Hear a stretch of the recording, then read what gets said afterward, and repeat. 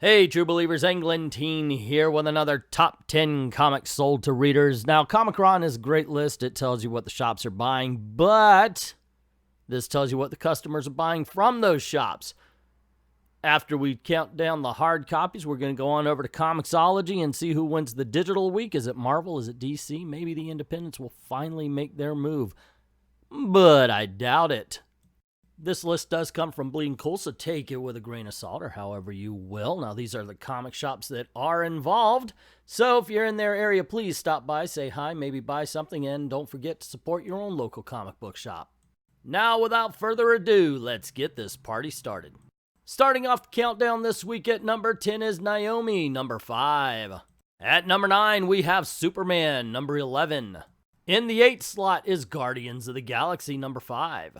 At number 7 is Spider-Man Life Story number 3, the 80s. Coming in at number 6 is The Immortal Hulk number 17. At number 5, we have The Amazing Spider-Man number 21. In the 4th spot is Uncanny X-Men number 18. At number 3 is Justice League number 24. And in the runner-up position, at number 2 is War of Realms number 4. And at number 1, back on top, we have Batman number 71. People love their Tom King. So there you go, gang. That was this week's hard copy countdown. And it went to Marvel 6-4.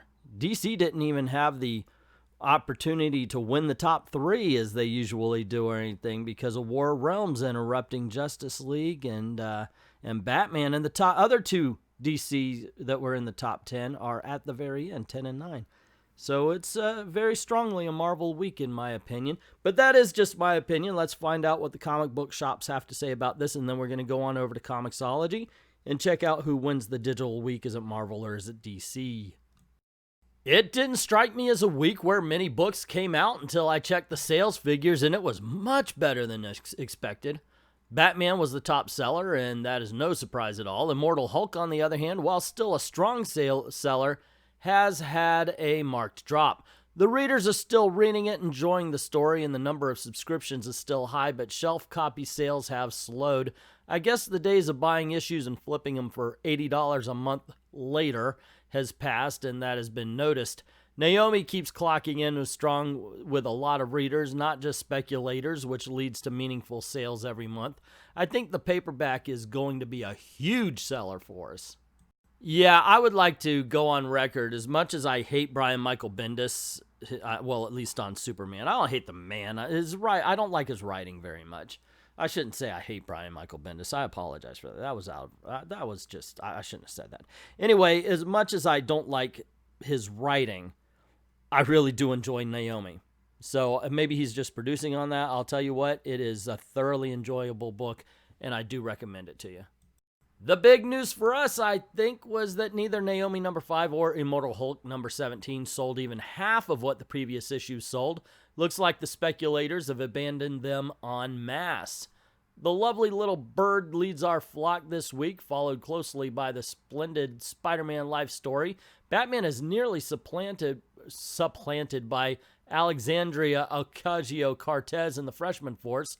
After that, it is a fairly standard Marvel and DC split, though Boom's Firefly is barely single copy below War of Realms, which limps into the number 8 spot. I couldn't find it at my comic shop. I don't know if they ordered a lot of them. I'm talking about the AOC book, or if they ordered a few and they went off, but I went over to get it because me and Corrupt have a contest going on. Couldn't find it. I guess I will have to go digital on this one. 7 Marvels and 3 DC in our store's top 10 this week, with DC's flagship title Batman falling to 5th place. And judging from the phone calls we got from customers who got home, read this issue, and then said, "Please take this title off my list. It's just not good anymore. Our Bat decline is far from over. If DC can't improve their quality and give readers what they want, they may be looking at a sub 20% market share in the not-too-distant future." Frankly, I don't know what this Nazi is talking about. We've been told many, many, many times that the comic book reader doesn't know what they want. Therefore, the comic book writer and publishers should not listen to them. And if they speak out about what they get, they're obvious racist Nazis and therefore should never be listened to. I don't understand where this comic shop owner is coming from. These have been the rules for a while. Of course, rules that some of us are fighting against, but they are the rules. And he should mind his P's and Q's, basically. Yeah, and yes, I am being sarcastic here, if y'all haven't noticed it. Anywho, Batman, Tom King messed it up in number 50, and it has been declining since. I don't know what he was thinking, and this whole psychological, the dream story has been a mess. Anyway, that's the countdown, guys. That's what the comic shops have to say about the countdown. So after this, by all means, we're going to go on over to ComiXology and see who wins. Is it DC or Marvel? Let's get to it. Beginning the digital countdown at number 10 is Guardians of the Galaxy, number 5. Coming in at number 9 is Spider-Man Life Story 3, The 80s. At number 8 is Star Wars, number 66. Coming in at number 7 is The Immortal Hulk, number 17. At number 6, we have The Amazing Spider-Man, number 21. In the number 5 spot is Uncanny X-Men, number 18. At number 4, we have Superman, number 11. Coming in at number 3 is War of the Realms, number 4. In the runner-up spot at number 2 is Justice League, number 24. And just the same as the hard copies at number 1 is Batman number 71. Wow, it's a bigger beatdown than the hard copy. Now, granted, this time around DC owns 3 in the top 5, but that's all they have in the entire top 10. 1, 2, and 4 is it. Superman, Justice League, and then at number 1 we have Batman. This is not looking good. This is not looking good at all because Marvel owns that back 10, and that doesn't even take into account the fact that Marvel put out 19 books while DC only put out 11, and not a lot of people are clamoring to get the next issue of Pearl. Oh, it's not looking good for my company here, man. Well, as a DC fan watching this countdown, I just gotta, cross my fingers and hope for the best while I am full on 100% expecting the worst. Continuing the countdown, at number 11 is Daredevil number 5. It is now Marvel 8, DC 3. At number 12, Naomi number 5 makes an appearance. It's now Marvel 8, DC 4. At number 13, we have Nightwing number 60. It is Marvel 8, DC 5.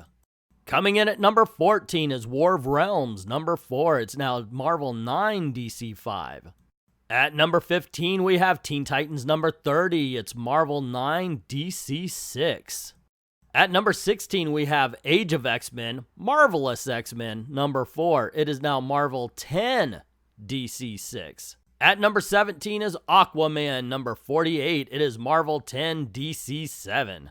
Coming in at number 18 is Age of X-Men, Next Gen number 4. And with that, Marvel wins it. It is Marvel 11, DC 7. At number 19, we have Star Wars TIE Fighter number 2. It's Marvel 12, DC 7.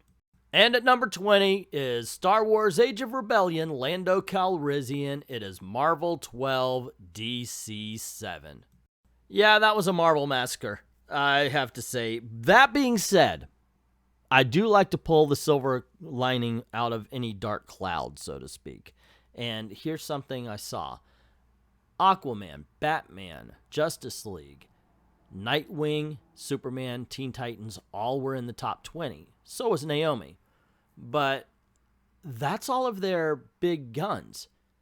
The ones that didn't make it were American Carnage, High Level, and Lucifer, and Pearl. Now, Lucifer you would think would make it better. It showed up around 29.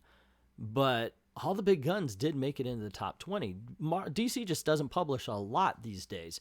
That also being said, 1, 2, 3, 4, 5, 6, 7 titles out of 11 that were published this month by DC made it into the top 20 digital comic sales. I had a calculator do the math. That's 63.6%. Compare that with Marvel. 12 of their 19 made it into the top 20, and that's 63.1, so obviously it's a DC win. Yeah, I just pulled that out of my butt. Anyway, gang, that's the countdown. That's what people are buying from the shops. Some of it I'm a little surprised at. What you gonna do? Even though it's written by Kelly Sue, I would love to see Aquaman still make the top 10. What do you think? What is in the countdown that shouldn't be? What isn't in the countdown that should? Let me know in the comments below. What do you think about what everybody was saying about the countdown? Also, put your 2 cents in the comments. Don't forget to click like, click share, subscribe, hit that notification bell. Let us entertain you. Cool things happen around these parts. Also, don't forget to go on over to Ko-Fi or to Patreon, drop $1 in the till, help the channel out, or just go on over to the Amazon store, maybe buy something. That would help you. You get something, and it would help us. It supports the channel as well. Thank everybody who's already done that, and to everyone, all of the true believers, thank you very, very much for watching.